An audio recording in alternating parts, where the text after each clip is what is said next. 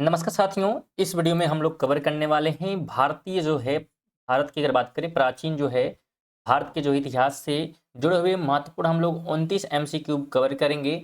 और ये जो वीडियो है RRB group D, NTPC under graduate, तो इनके लिए क्या है इम्पोर्टेंट होने वाली है। आप किसी भी प्रकार के रेलवे एग्जाम की तैयारी कर रहे हैं सभी के लिए महत्वपूर्ण होने वाली है। बिल्कुल सिलेक्टेड प्रश्नों का यहाँ पे बेजोड़ कलेक्शन है और उनके बेसिस पे क्या है यहाँ पे वीडियो तैयार किए जा रहे हैं। इसके अगर हम बात करें तो ये प्राचीन भारत के इतिहास की पहली वीडियो है। कुल अगर हम बात कर लेते हैं तो कुल इसमें 6 वीडियो आने वाली है और उसके बाद ही आपकी एक भी प्रश्न इससे बाहर देखने को नहीं मिलेगा रेलवे एग्जाम में। बिल्कुल, तो अगर आप ग्रुप डी की या एनटीपीसी की तैयारी कर रहे हैं तो बिल्कुल आपके लिए वीडियो महत्वपूर्ण होने वाली है। रेगुलर ये वीडियो क्या है आपको मिलती रहेगी और जैसे ही सिलेबस कंप्लीट होगा बिल्कुल आपको प्रैक्टिस सेट भी कराए जाएंगे। तो आपके लिए चैनल महत्वपूर्ण होगा, इसलिए चैनल को आप सब्सक्राइब कर लीजिएगा बिल्कुल।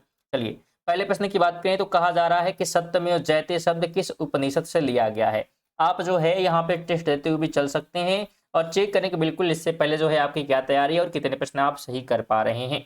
सत्यमेव जयते शब्द की बात यहाँ पे की जा रही है, तो ध्यान यहाँ पर रखने वाली बात क्या है कि ये मुंडको उपनिषद से क्या है लिया गया है। तो पहला ऑप्शन बिल्कुल आप क्या करेंगे ट्रिक कर देंगे। इसके अलावा सत्यमेव जयते जो शब्द है ये भी क्या है मुंडक उपनिषद से लिया गया है, तो इस बात को भी ध्यान रखेंगे। अगला प्रश्न है कि एक नर्तकी की कांस्य प्रतिमा कहाँ से मिली है। एक जो नर्तकी की कांस्य प्रतिमा मिली है ये कहाँ से प्राप्त हुई है, तो ये प्राप्त हुई है मोहनजोदड़ो से। ऑप्शन नंबर 4 क्या हो जाएगा, राइट हो जाएगा। ध्यान रखेंगे अगर हम बात करें मोहनजोदड़ो की तो 1922 में क्या हुई थी, तो इसकी खोज की गई थी राखालदास बनर्जी के द्वारा। अगला प्रश्न है कि ऋग्वेद क्या है। ऋग्वेद की बात यहाँ पे की जा रही है, तो ऋग्वेद आप ध्यान रखेंगे वैदिक संस्कृत मंत्रों का एक संग्रह है ऋग्वेद। तो ऑप्शन नंबर 1 इसका राइट हो जाएगा। साथ में ध्यान रखेंगे कि ऋग्वैदिक संग्रह में सबसे बड़ा और सबसे महत्वपूर्ण माना जाता है, जिसमें 1000 28 क्या है, तो इसमें हमको क्या है, तो बिल्कुल मंत्र देखने को मिलते हैं और साथ में इसमें 10 पुस्तक भी क्या है 10 मंडल में जिसे क्या किया गया है, विभाजित किया गया है। ध्यान रखेंगे मंडल की बात करेंगे, ठीक है। तो ये आप ध्यान रखेंगे कि 1028 में क्या है मंत्र हैं और इसे 10 पुस्तकों में विभाजित किया गया है। अगला प्रश्न है कि निम्नलिखित वेदों में से कौन सा वैदिक आहुति और अनुसंधान से संबंधित है। निम्नलिखित वेदों में से कौन सा वैदिक आहुति और अनुसंधानों से जुड़ा हुआ है, यह पूछा जा रहा है। तो राइट ऑप्शन अजुर्वेद हो जाएगा। ऑप्शन नंबर 4 आप राइट कर देंगे, ठीक है। बिल्कुल आप ध्यान रखेंगे। चलिए आगे बढ़ते हैं।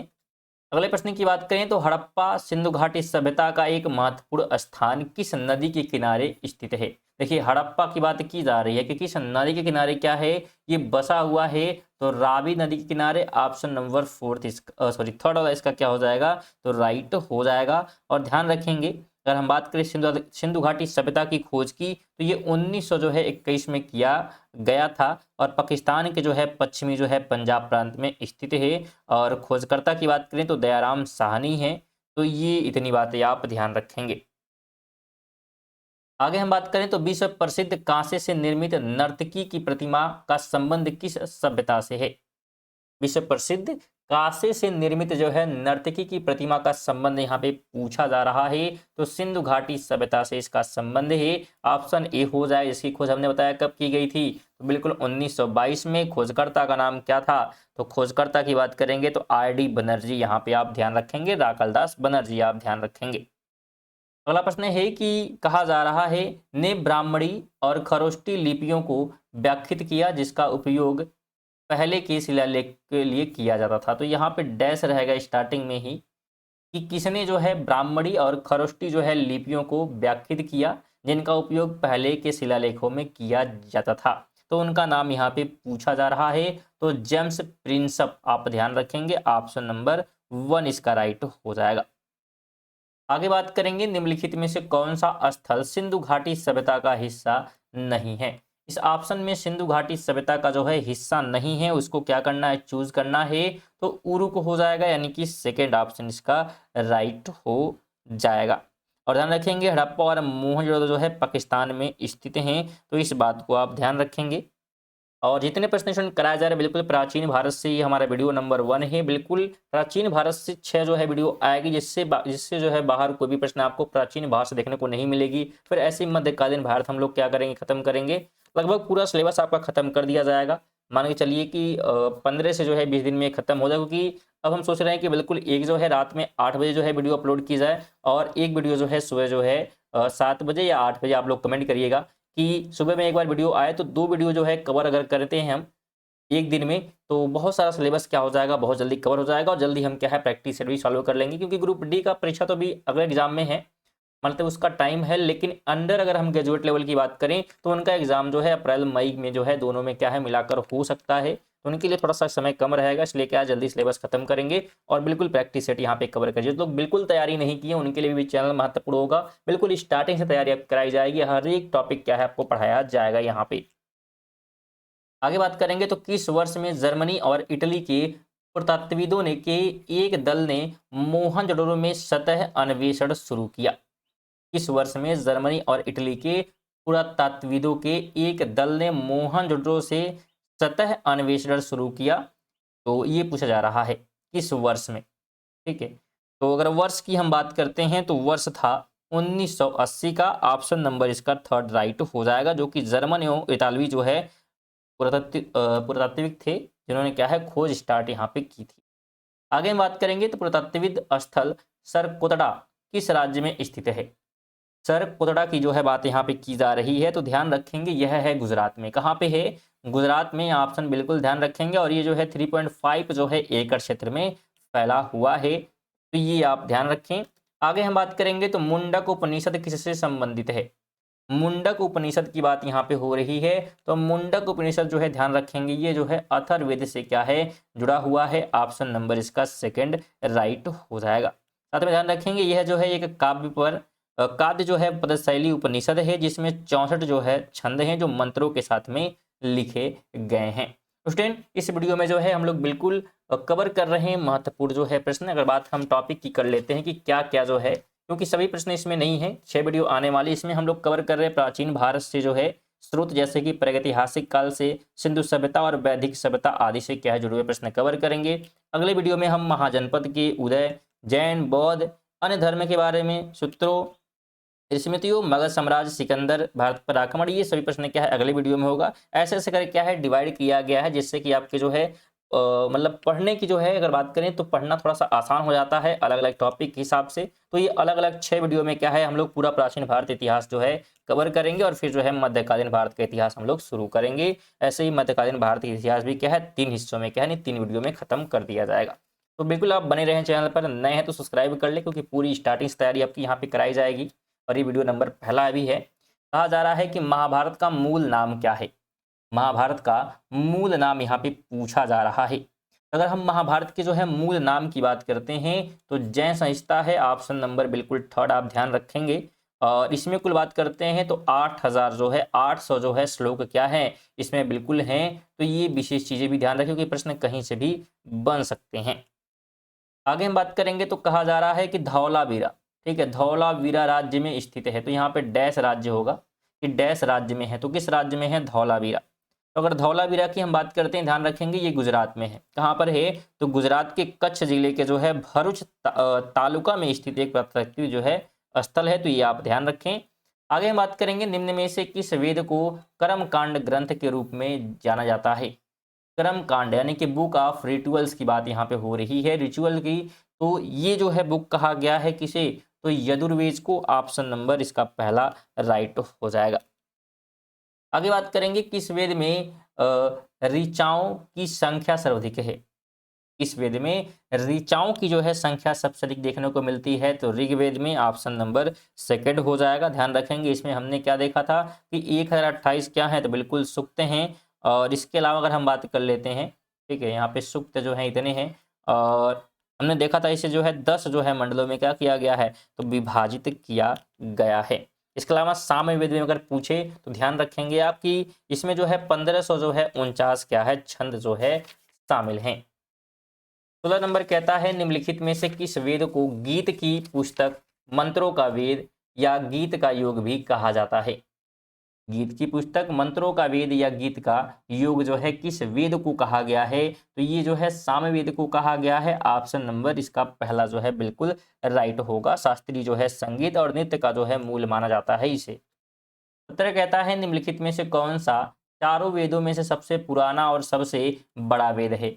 इसमें सबसे जो है पुराना और सबसे बड़े वेद की बात करेंगे तो ऋग्वेद हो जाएगा। ऑप्शन नंबर बिल्कुल आप ये ध्यान रखेंगे। लगभग जो है ये 3500 वर्ष क्या है तो बिल्कुल पुराना है, ये आप ध्यान रखेंगे। आगे बात करें, चारों वेदों में से किस वेद को यज्ञ सूत्रों के वेद के रूप में जाना जाता है, जिसमें समान उद्देश्य के लिए इच्छित छंदों के साथ साथ विभिन्न संस्कारों के लिए अपनाए जाने वाले गद सूत्र भी शामिल हैं? तो यह जो है ध्यान रखेंगे, बात ये कर रहा है यजुर्वेद की। ऑप्शन नंबर थर्ड हो जाएगा। 9 की बात करेंगे तो कहा जा रहा है कि विहदारण्य, मुंडक और तैत्तिरीय निम्नलिखित में से किस श्रेणी के धार्मिक ग्रंथ के उदाहरण है? तो ये जो है एग्जाम्पल हो जाते हैं किस ग्रंथ के? तो ध्यान रखेंगे उपनिषद के क्या है एग्जाम्पल हैं ये।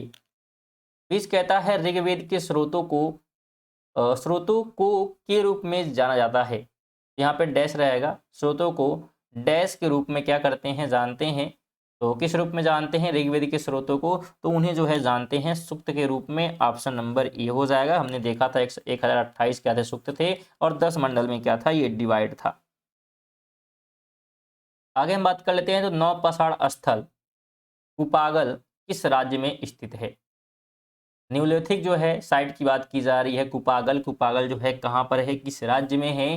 तो ध्यान रखेंगे यह है कर्नाटक में। ऑप्शन नंबर फोर्थ इसका राइट हो जाएगा। अगले हम प्रश्न की बात करें तो कहा जा रहा निम्नलिखित में से कौन सा स्थल भली भांति ताम्रपाषाणीय स्थल के रूप में जाना जाता है? भली भांति जो है ताम्रपाषाणीन जो है स्थल के रूप में जाना जाता है। तो उसका नाम क्या है? तो बिल्कुल कायथा है। क्या नाम है? तो कायथा है। ऑप्शन नंबर बिल्कुल आप ध्यान रखेंगे, जो कि कायथा मध्य भारत के जो है मालवा क्षेत्र के एक जो है ताम्रपाषाणी जो है स्थल साइड है। तो बिल्कुल आप ध्यान रखेंगे। और उज्जैन जिले के जो है तराना में जो है बिल्कुल स्थित है, सिंध नदी के तट पर। आगे बात करें निम्नलिखित में से किस जो है नौपाषाण स्थल से हिरण की 3 जो है प्रजातियों, जिसमें बारहसिंघा, गजेल और चीतल के अवशेष मिले हैं? तो ये अवशेष जो है 3 जो हिरणों के हैं कहाँ से प्राप्त हुए हैं, उस स्थल का जो है नाम पूछा जा रहा है। तो कोडेकल।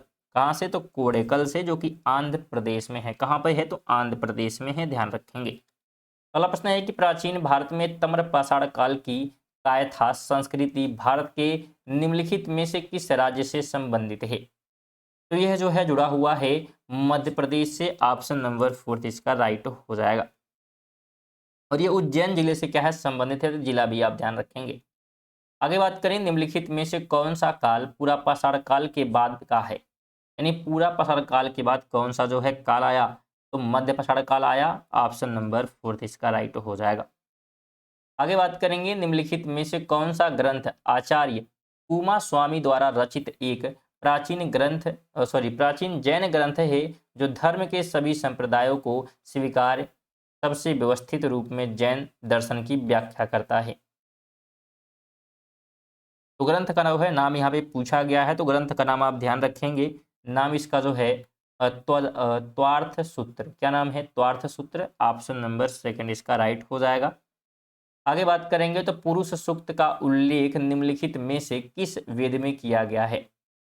पुरुष सूक्त का उल्लेख जो है किस में मिलता है? तो ये जो है ऋग्वेद में देखने को मिल जाता है। ध्यान रखेंगे ऋग्वेद जो है चारों वेद में सबसे पुराना है, तो ये बात भी ध्यान रखें। आगे 28 कहता है सिंधु घाटी सभ्यता के हड़प्पा स्थल की खोज किस वर्ष की गई? सिंधु घाटी सभ्यता के जो है हड़प्पा स्थल की खोज की बात करेंगे तो 1900 जो है 21 में किया गया था। बिल्कुल आप ध्यान रखेंगे।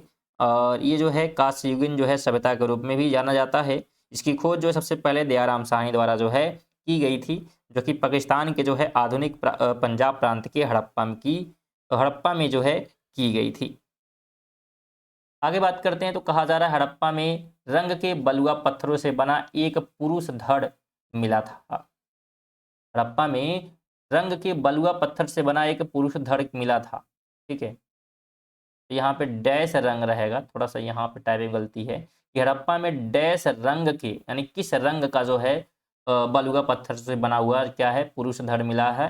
तो वो जो है कलर उसका पूछा जा रहा है, तो लाल रंग का था, आप ध्यान रखेंगे। किस रंग का था, तो बिल्कुल लाल रंग का, जो कि धड़ की जो है ललाट मुद्रा को जो है अपनाया गया है इसमें, तो ये भी आप ध्यान रखेंगे।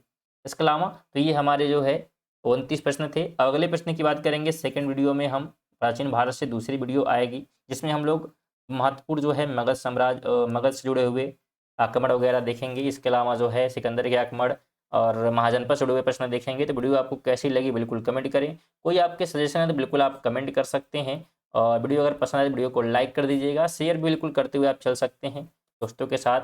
और सब्सक्राइब बिल्कुल कर लें। रेगुलर अगर आप पढ़ना चाहते हैं तो ज़रूर कमेंट करें कि हाँ सुबह में आपको वीडियो मिले 7 बजे, 7 AM पे, या फिर 8 बजे, कितने बजे वीडियो आपको सुबह चाहिए बिल्कुल आप कमेंट करिएगा। शाम में तो वीडियो बिल्कुल आपको आनी ही है, कितने बजे, तो 7 PM पे जो है बिल्कुल आएगी। शायद हमने 8 PM बता दिया है, ठीक है। तो 7 PM पे या 8 PM पे जो है बिल्कुल वीडियो आने वाली है, तो बिल्कुल आप जुड़े रहेंगे चैनल से। चलिए मिलते हैं अगली वीडियो में, तब तक के लिए जय हिंद, वंदे मातरम।